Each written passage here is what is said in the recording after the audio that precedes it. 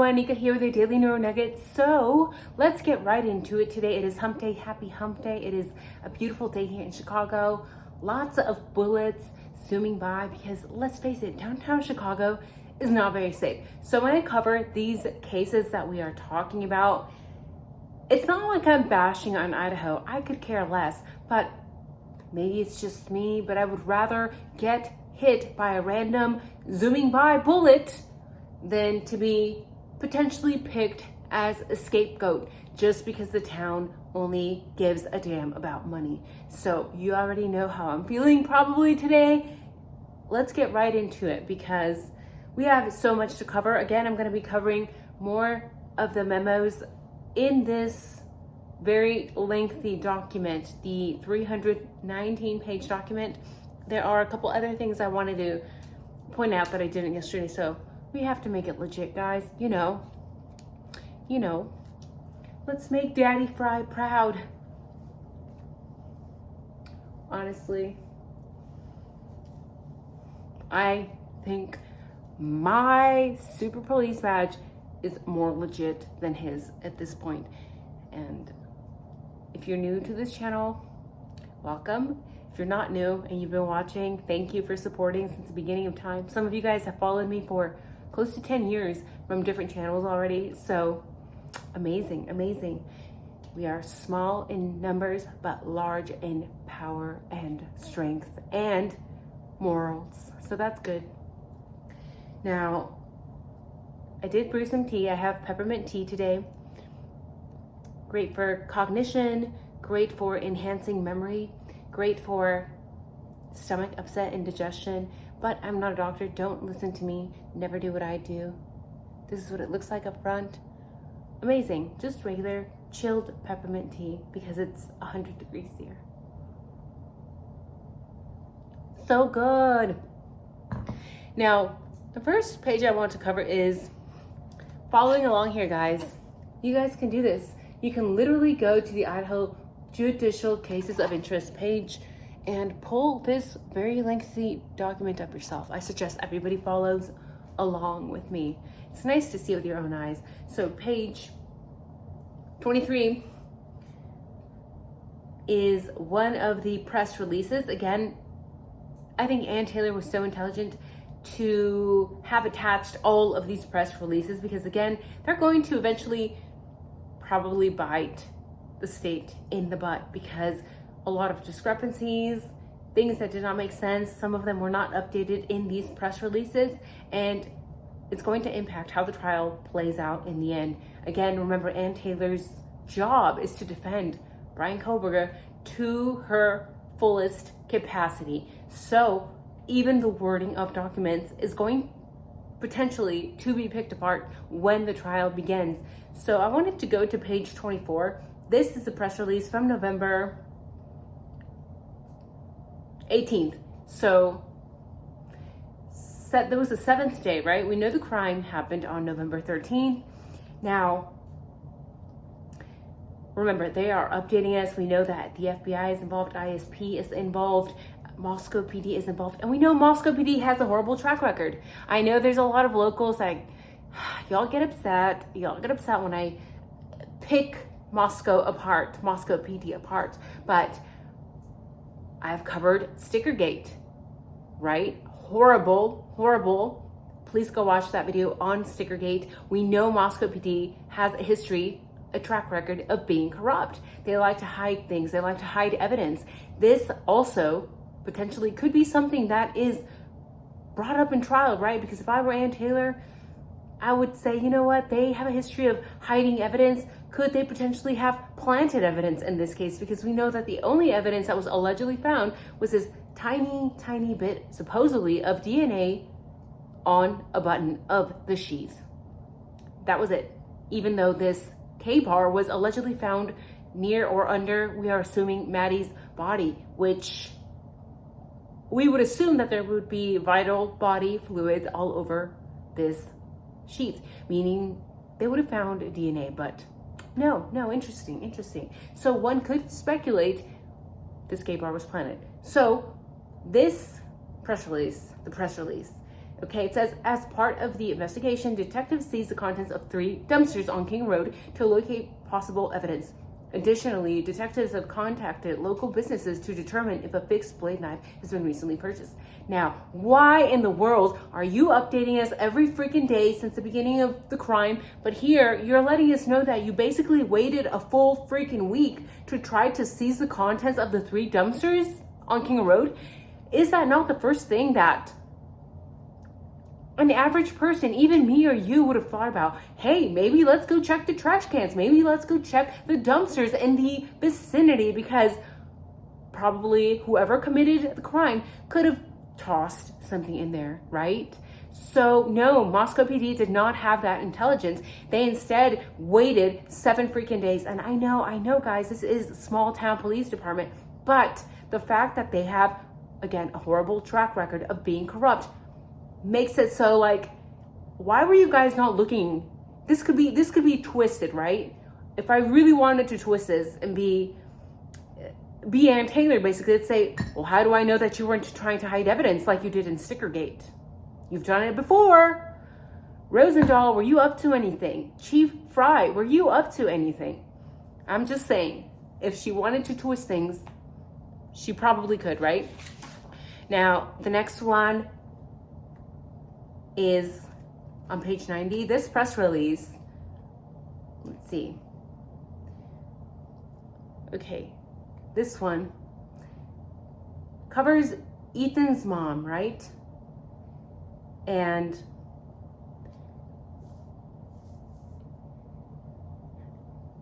Ethan's mom hasn't talked as much as other parents, the Gonsalves, right?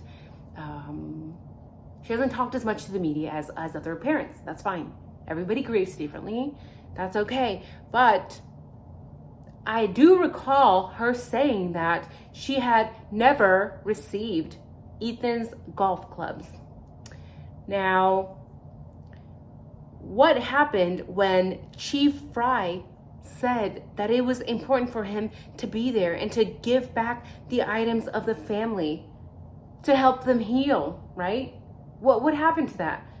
Because in this page, they're saying that that's what they were doing. That's what their goal was, to try to return some of the items to the families. And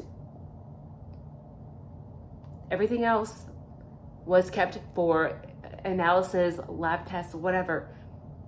But what happened to these golf clubs? Because I don't think we ever heard back. And I must wonder, are these going to be part of the trial? And if they're not, I'm going to have even more questions, because why in the world have they not been returned to Ethan's family? Was there something damaging to somebody potentially involved in the IDAHO4? One could speculate, right? Now, let's go to page 95 here. Let's see. Bear with me, guys. I have a very old computer that cost $100, so yeah, I'm not fancy, and I'm not tech savvy either. Oh, this one's very interesting. So if you're following along, page 95, this is dated December 7, 2022. And this is where they are giving the description of the Hyundai Elantra. The Hyundai Elantra, with the pictures, says the below photos are stock images of 2011 to 2013 Hyundai Elantra. At this time, no suspect has been identified, and only vetted information that does not hinder the investigation will be released to the public. So they post these cars, these vehicles, and I'm just like, seriously, I understand, right? It's, again, a small community, a small police department, but they have so many officers on this case. So many officers, so many FBI agents. They have ISP again. In every press release, they are listing how many people they have. It's like, it's a lot. It's a lot of officers here. And they can't even manage to get this right. They have somebody supposedly review the footage and say, well, it was this type of car. Turns out that they were wrong. And every single press release attached to this memorandum, from what I have seen, all of them are mentioning 2011 to 2013. Never updated on any of the press releases here. So is that going to be picked apart at trial? Because when they magically found Bryan Kohberger, they decided to also magically update the vehicle, but they did not update it here, right? On the press release. Follow the money, right? When a Moscow cops may be pressed for time, what are they to do? Are they just to find somebody, you know what? Screw it. If it is not 2011 to 2013, well, so be it. It might be 2015, 2016, 2017, whatever it takes. And you guys have to remember, during this whole time, since the crime took place, Moscow Police Department and investigators are meeting with the president of U of I. Why is that necessary? Yes, it impacted the university, but why are they allowing this president of the university to attend these very private meetings? He literally has nothing to do with that. Why are they giving him so many details of the investigation? It is one thing for the president of a university to try to come up with programs and try to help the students. Maybe there's some people who are traumatized, some would be afraid maybe of even going to school. So yeah, you want to offer help, right, to those students. But another thing is for this president of this university to meet with investigators on the daily. Is that shady in your opinion? Because if I were Ann Taylor, I would also be saying, why are you having the need to meet with the president and give him all this detailed information? There is no need. You guys are trying to keep information down low, and here you are meeting with random people from the university. In these same documents here, in these press releases, they continue to extensively talk about rumor control. Why not cut the rumors from the get-go?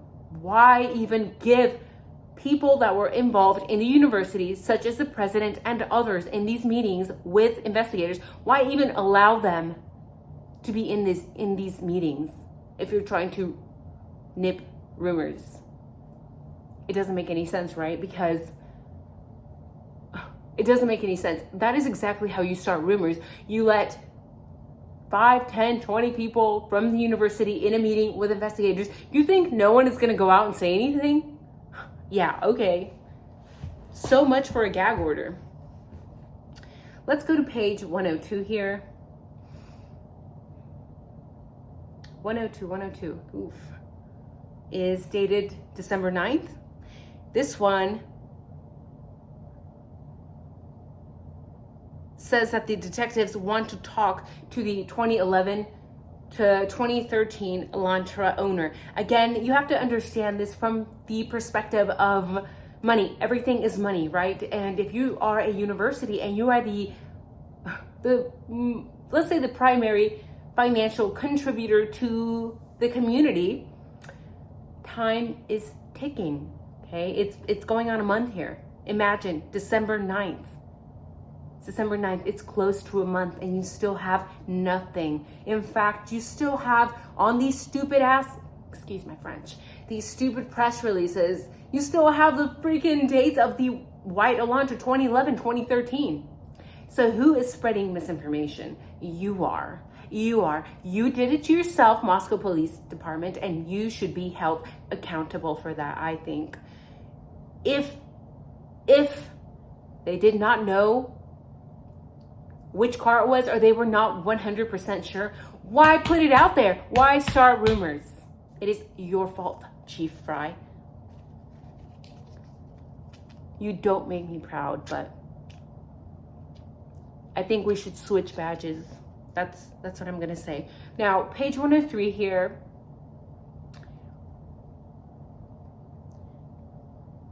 Let's see. Oh, yes.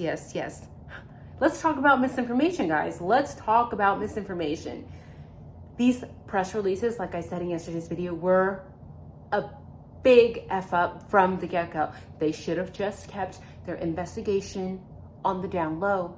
But no, But no, Chief Fry and co wanted to look like badasses, in my opinion, wanted to look like they knew what they were doing, trying to look like they were keeping the community updated, when in fact, all they were effing doing was spreading misinformation. That's what they're good at doing. And it seems like only that.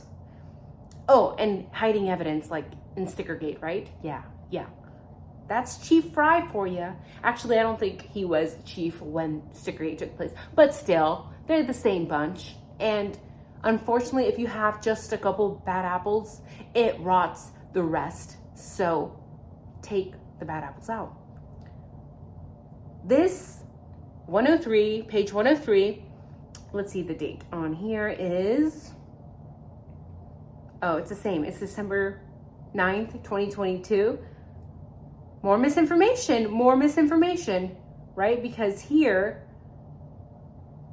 they are talking about detectives wanting to talk, to the 2011, 2013 Elantra. And it also says, oops, it was previously reported Ethan lived there, but we determined he was only visiting. You gotta be kidding me. So you can't even get that right? You can't even get that right. It's something so basic. Like, bro, I can literally Google half of my colleagues and find out if they live there or not, if their name was on the lease or not. And just by going to somebody's house, you can kind of tell if they're staying there more days.